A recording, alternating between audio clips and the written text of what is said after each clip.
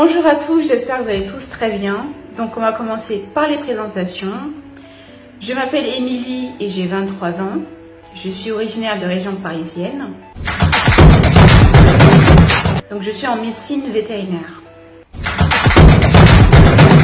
Donc je qualifierais mon parcours d'atypique puisque j'ai toujours su que je voulais devenir vétérinaire, mais mes notes ne correspondaient pas forcément aux attentes de mes professeurs pour rentrer en école préparatoire.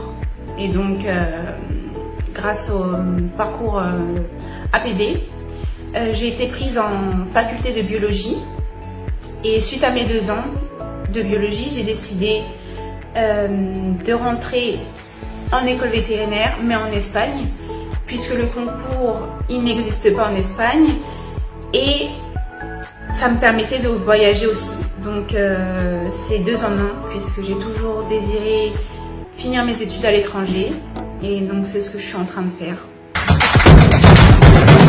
Donc mes cours, ça se passe vraiment très bien. Comme je le disais, je suis en Espagne, donc ils sont en espagnol. Pour l'instant, je n'ai pas de problème de barrière de la langue. J'ai eu un assez bon niveau au lycée, donc je suis assez contente de moi. Mes cours se passent très bien puisque mes camarades sont également très sympas. Il y a une bonne atmosphère. On essaye toujours de s'entraider entre nous, puisque de toute façon la finalité c'est qu'on sera tous vétérinaires. Et ce qui est bien, c'est qu'on a une partie pratique et théorique.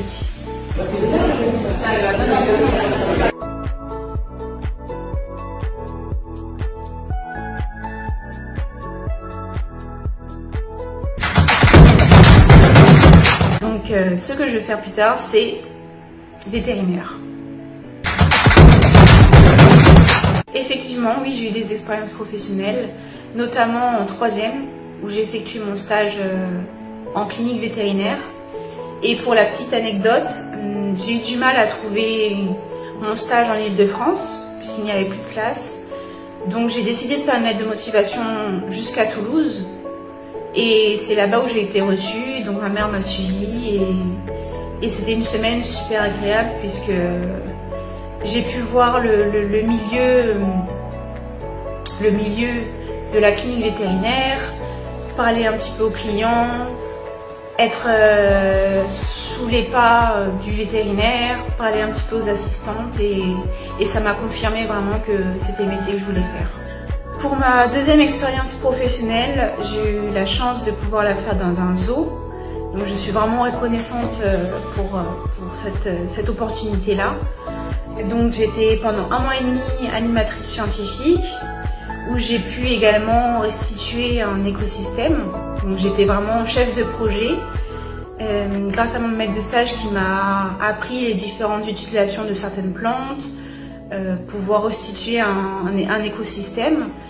Et j'ai également pu avoir la chance de travailler avec une apicultrice, avec des soigneurs animaliers, avec un vétérinaire. Et cette chance-là, je m'en souviendrai, elle sera gravée en mémoire puisque j'ai pu également donner à manger aux animaux, faire des visites avec des groupes scolaires, faire comprendre aux enfants que certains animaux sont en voie de disparition malheureusement. Et donc grâce à tout ça, ça permet aussi de sensibiliser les gens. Alors si je devais donner un tip, je dirais savoir s'écouter. C'est important de savoir s'écouter et de demander des conseils aussi, c'est important quand ça peut nous arriver d'être perdu, mais surtout de savoir s'écouter, savoir ce qu'on aime au fond de nous, nos passions, ce qui nous plaît vraiment dans la vie.